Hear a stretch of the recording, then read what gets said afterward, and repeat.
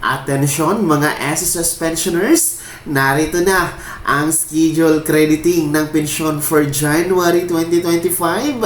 Bukas na, araw ng Biyernes, December 27.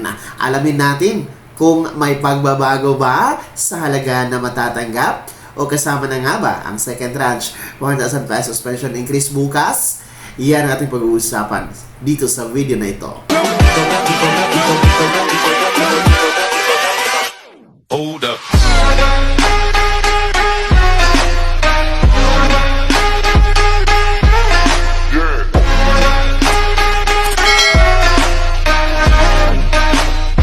Hello mga ka-vlogs! Welcome dito sa aking YouTube channel. Magandang araw po sa lahat ng mga manonood. Saan po kayong dako sa mundo?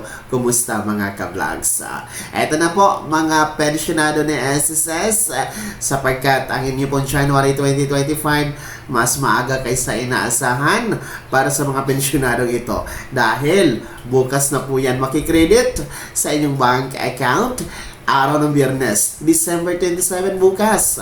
At syempre, alamin natin kung may pagbabagong magaganap. Mamaya-maya ating yung pag-uusapan. Pero bago ang lahat, kung bago ka pa lang dito sa aking YouTube channel o di kaya hindi ka pa nakasubscribe, abay, click nyo muna ang ating subscribe button na nasa baba.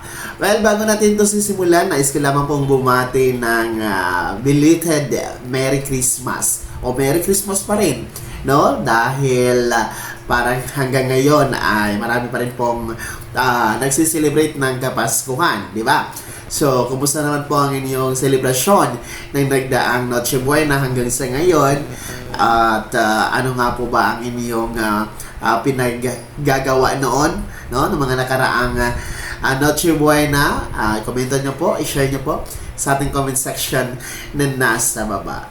So, well, ito na nga po, no? Mabalik tayo sa ating topiko. Sapagkat bukas po, araw ng Biyernes, December 27, abay, makakatanggap po ng pinakamaaga, no? Pinakamaaga talaga ito na crediting schedule ngayong 2024 na advanced ipamibigay. Of course, hindi naman po ito para sa lahat ng mga SSS pensioners dahil ang kabilang po sa makakatanggap bukas ay yung mga mayroong date of contingency o araw ng pagkamatay, araw ng pagkasakit, araw ng kapanganakan mula 1st to 15th day of the month. So, sila po yung mga kabilang sa batch 1. Ang mga batch 1 kasi dapat ngayong January 1, 2025 ang crediting schedule for January, no? 2025. Pero, ang January 1 ay talagang New Year's Day po yan. National holiday.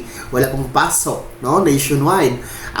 Mapribado man o gobyerno na opisina ay close, no? Kabila nga po ang SSS. And ayon po sa circular ng SSS na hindi po pwede na mag-credit ng pensyon kung ang original crediting date ay natapat sa national holiday o di kaya po ay weekend gaya ng Sabado or Linggo. Kaya ang mangyayari, aatras tayo sa pinaka-last working day ni SSS. So, since ngayong Disyembre nga, no, this last 4th week ng 2024 for December, mahaba po ang holiday, no? Long weekend po tayo. So, hindi po pwede December 31 dahil yan po ay special non-working holiday dahil po sa New Year's Eve, no? And then, December 30 is Rizal Day. National holiday din po yan.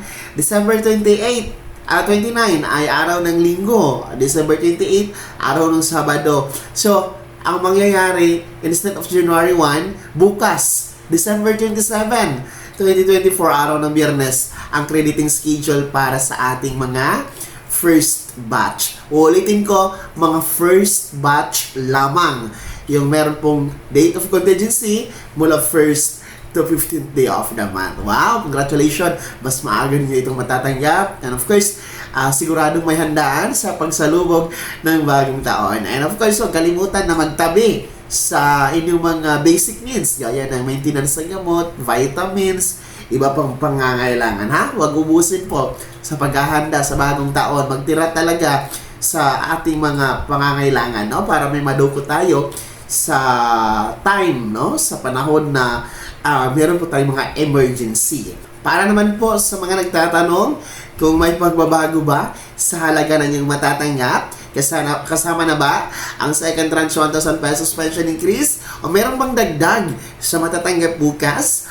Ang sagot po ay wala. No, wala pong pagbabago sa halaga na matatanggap bukas, mga first batch. Dahil wala pa po ang second tranche, 1,000 pesos pension increase. Wala din po yung sinasabi ng ibang mga vloggers na merong 5,000 piso na ibibigay si SSS. So wala po yun, no? As in, walang pagbabago. Kung ano po ang tinatanggap ninyo na pensyon monthly, yun pa rin po ang halaga na i-expect ninyo na makikredit sa inyong ATM bank card bukas, mga first batch, no? December 27. So again, walang pagbabago. Para naman sa ating mga second batch, no, kayo po ay mananatili po na nasa regular crediting schedule, no? January 16 para sa ating mga second batch na may date of contingency mula 16th to last day of the month, no? Dahil ang January 16 is original crediting schedule nyo yan, and regular day dahil natapat po yan sa araw ng Webes, hindi holiday, hindi din po siya weekend. Kaya mananatiling regular ang inyong pension crediting second batch SSS pensioners. Pero huwag kayong mag-alala, no? Dahil paano may pera kayo pagkatapos nitong bagong taon, no? Paano meron po kayong i-expect o aasahan na pensyon na matatanggap after po dito sa bagong taon na alam naman natin napakagastos, no? Magastos talaga ang pagsalubong ng bagong taon. So, yun po yung kagandahan din po sa ating mga second batch ay kahit pa paano may hinihintay na pensyon after po dito sa bagong taon. So, ulitin ko po, no, para sa ating mga first batch na pensionado ni SSS na may date of contingency mula 1st to 15th day of the month.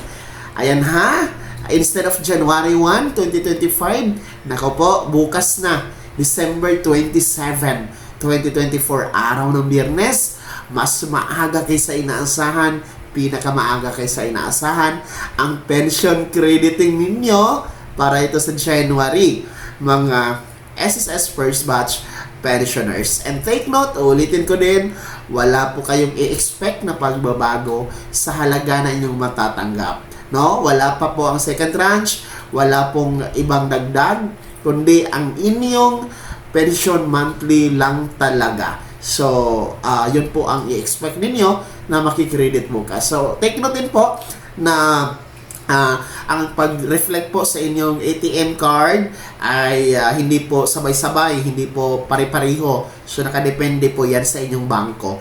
Pero, ang sigurado, no, bukas or meron din pong mga cases na sa Sabado magre-reflect. So, at least kahit pa paano, no, ang sigurado tayo ay mas maaga ninyong matatanggap ang inyong pensyon, mga first batch. At bukas na yan, December 27, araw ng Biyernes. Kaya naman mga SSS first batch, SSS pensioners, ano po ang komento ninyo sa balitang ito? Ano po ang reaksyon ninyo na bukas na po, December 27, mas maaga ninyong matatanggap ang inyong January 2025 pension? At para naman po sa ating mga second batch, ano po ang reaksyon ninyo na ang inyong January pensyon ay nasa regular crediting schedule? Lahat ng yan, pwede nyo ibahagi. Komento nyo po sa comment section na nasa baba. Bago ako magtapos sa video na to, kung gusto nyo pong sumuporta sa aking YouTube channel, maaari nyo pong i-click ang ating super thanks button na nasa baba. Sa mga gusto maging miyembro, pwede po. I-click nyo po ang ating join button. Maraming perks dyan mga vlogs. Be my member now. Sana'y naging gabay ang video na to kahit paano na pag-uusapan natin ang mga mahahalagang bagay-bagay na may kinalapan sa pagiging miyembro, beneficiaryo at pensyonado sa SSS. Kung hindi ka pa nakasubscribe dito sa aking YouTube channel, maaari nyo na i-click ang ating subscribe button na nasa baba. Huwag niyong kalimutan na pindutin ang notification bell. Ilagay niyo po sa all para naman updated kayo sa lahat ng mga videos na aking i-upload. Maaari nyo na i-like ang video na to at kung meron ka pa mga katanungan, maaari nyo i-komenta sa comment section na nasa baba. Paki-follow na din po ang aking official Facebook page na nasa screen nyo. Muli po, ako si Daniel Timpawan na nagsasabing dito sa aking YouTube channel, Pawang Katotohanan at lahat totoo lamang.